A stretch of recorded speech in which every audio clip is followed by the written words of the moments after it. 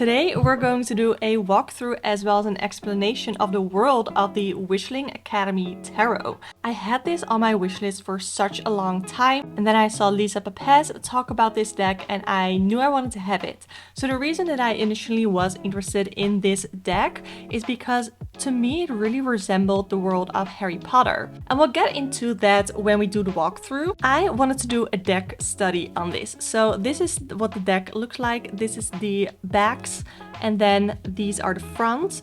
Even though it is a Llewellyn published deck and it does come in a box, it isn't the same size box as we're used to with Llewellyn decks like the Magical Dogs, Mermaid Tarot, Everyday Witch Tarot. But the cards are pretty much the same size. This is my Everyday Witch Tarot. It is the same size. And the cardstock is really similar as well. So what I did for my deck study, I made like a little booklet, okay? I have the Witchling Academy little booklet here. And what we do in the Witchling Academy Tarot is we follow the apprentice Charlie on her journey through the academy, and she has a little animal familiar, which is a parakeet named George. So this is Charlie.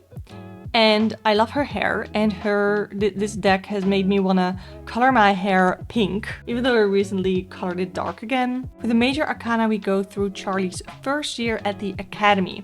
So we're starting with the Fool, and we see her walking towards her new school where she's gonna start her journey. So we have that start of the journey, taking a risk, because what if it doesn't turn out, or all the risk that can come to going to a new school, that can come to, especially here for a magic school. Then with the magician, she's asked to be sorted into a house, which is very similar to Harry Potter, to the Harry Potter world, but it turns out that Charlie has the ability to master all of the elements. So it feels very Harry Potter meets Avatar: The Last Airbender, which are two of my favorite franchises, and I have tarot decks of both of them already. So I love that this is sort of a combination, but it's anime. The High Priestess is the head of the school, I believe, and she says that Charlie needs to listen to her intuition, and she needs to listen to her inner voice to make the choice, to make the right choice. I'm not gonna lie, the role of the Empress is a bit unclear to me. It says here that she is a co-ruler of the Magical Council with her magical mate, the Emperor, and that the Empress is full of beauty, grace, and she's the highest ranking witch superior, and she's the mother of the empire. And the Emperor is the leader who reigns over his empire with authority and fairness, and there's not really a story here with the Empress and Emperor. They're just sort of characters in this story. In the Hierophant, we see her class, the magical history, which is a crucial part of your studies at the academy.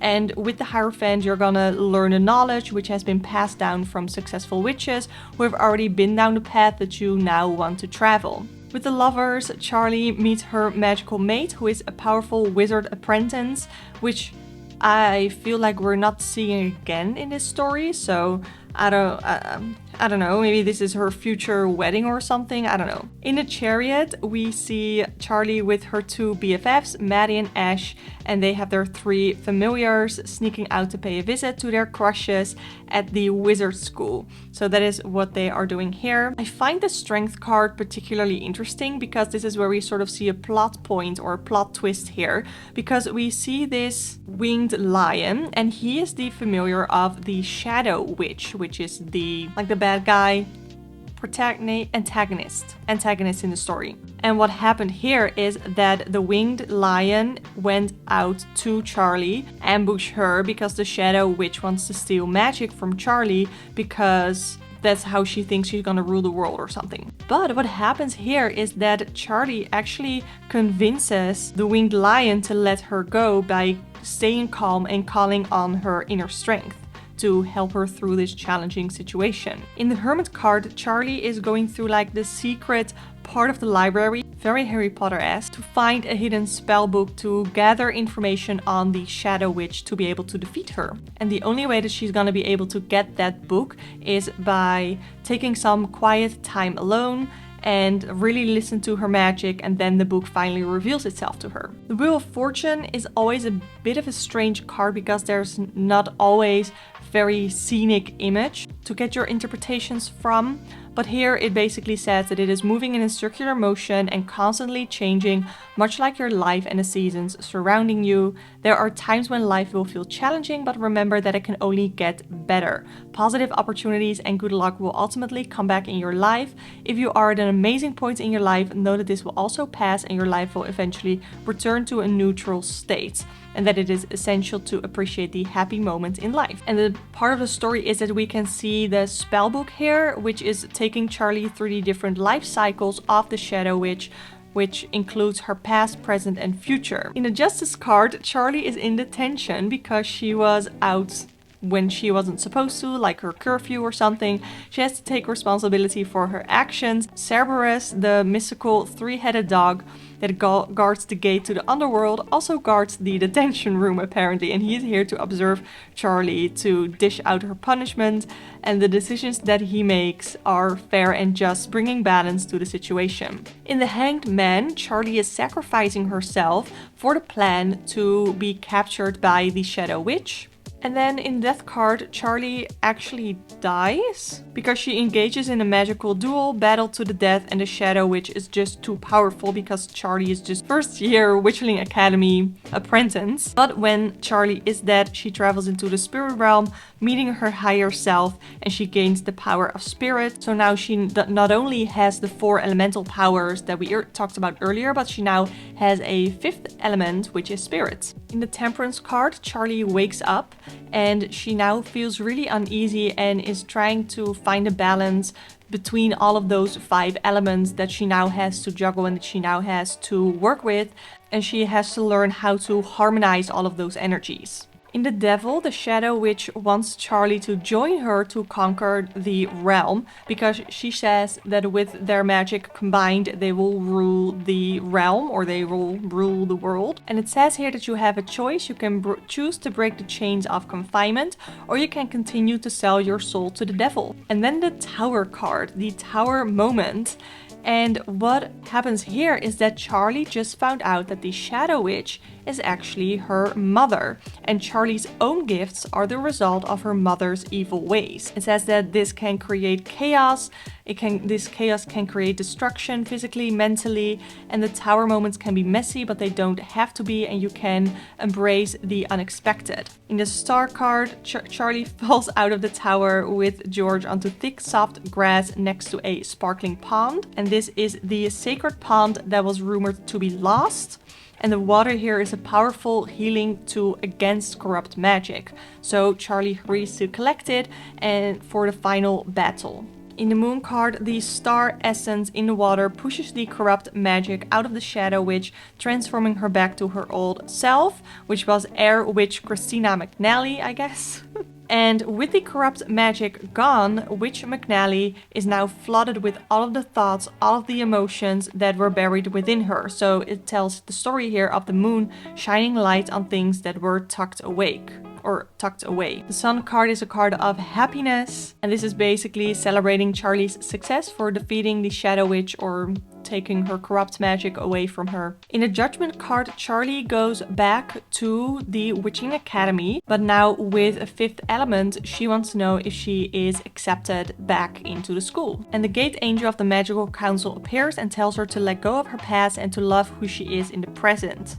Embrace who you are entirely. If you do, no one else will be able to judge you. In the World card, we see, the end of year 1 of Charlie, and it's this cycle that she has finished, she has completed year 1, but her journey is not over yet because she's gonna go on to learn all the elements. And that is what we see in the Minor Arcana. In the House of Wands, apprentices will learn how to channel fire magic through their wands and to hone their wand battling skills. In this suit, the apprentices have to do a sort of a test with their wand battling, and that is the journey that Charlie goes through in the suit of wands to battle her classmates. And eventually that is exactly what she does. The House of Pentacles has a full curriculum on healing and growing plants with earth magic. We see Charlie having troubles with her assignment and with sort of accepting the element of earth. In the end, she comes up with a really great project idea that she has put a lot of work into,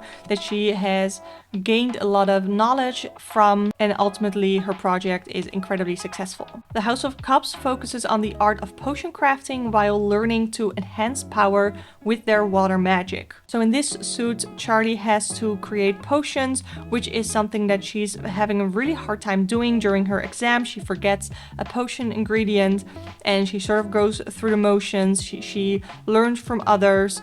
But again, she's having a lot of trouble and she decides eventually to just sort of get her mind out of it and to try something new. And eventually she nails it. The House of Swords will be taught how to master their swords using air magic to enhance their abilities. And this is one of the toughest suits yet, or the toughest journey yet, because her housemates don't really respect her and don't really accept that she's there, and they play this prank on her, and they're just really mean. Eventually the house lady decides to bring her to the tower or a tower where she can learn in peace, but she feels really restricted and she is having a very hard time managing her air magic. Eventually she does make it, but that is after the Ten of Swords. The court cards here are separate because they are like different people in the story, and I don't know, the way that they have set it up, I found it really helpful to truly understand what the court cards are and mean in the story. So the pages are the animal familiars to the superior queens of the houses. So the Page of Wands is the familiar of the Queen of the Wands house. He is a feisty little guy looking for a new adventure, and he wants you to start new and exciting experiences, learn about an interest, start a hobby, and find what fires you up and to go after it and to explore your inner passions. The Page of Pentacles is the familiar of the superior queen of the Pentacle suit or the Pentacle house, and it indicates a sign of new beginnings to something that will bring opportunities, money, wealth, material possessions. It wants you to start to manifest dreams into reality, as well as make a plan and plant the seed. Page of Cups is the animal familiar of the superior queen of the Cups house, and it wants you to embrace new creative ideas, allow daydreams, follow creative trails, and put your heart into it. I personally added a part of if it maybe is into like fantasy stuff, because it is sort of role-playing as a pirate, which I found really interesting. Page of Swords is the animal familiar to the superior queen of the Sword house, and it really likes learning new things. It wants you to explore new ideas or a new way of thinking. The Knights are the house hall monitors, and they bring more of a teenage energy to their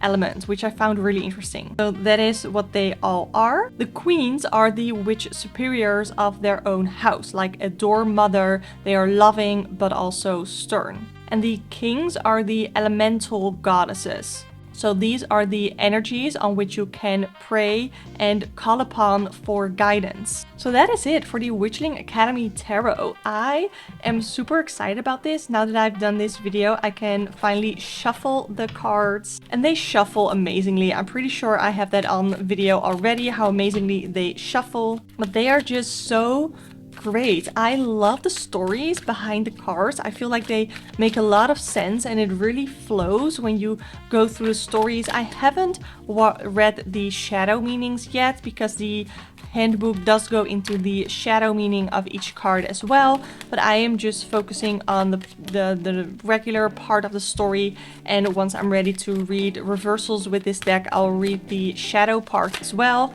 Even though I am already familiar with reversal meanings, I'm just really interested in seeing how this particular deck sort of handles that. I keep shuffling it because it's so nice to shuffle, and I think it looks so great. I really like it. I would love to hear your thoughts on the Witchling Academy Tarot. What do you think of the story building in this deck? And do you know of any other tarot or oracle decks that really have this story building as much as it has in this deck. I have heard other decks like the Wildwood Tarot or the Forest of Enchantment Tarot that are supposed to have really good story building. I have the guidebook of the Wildwood Tarot here, and I definitely want to dive deeper into that as well. But yeah, for now I'm gonna focus on doing readings with this deck, and I'm really excited about it. If you want to hear my thoughts on another really amazing deck called Therapets, then click the video that is appearing on the screen right now. You can also book a personal one-on-one tarot reading with me through the link on the screen or in the description box. You can join the membership where you get access to fun emojis, private Discord server, as well as weekly video episodes of my podcast, or just subscribe to the channel if you want to see more like this. Thank you so much for watching, and I hope to see you next time.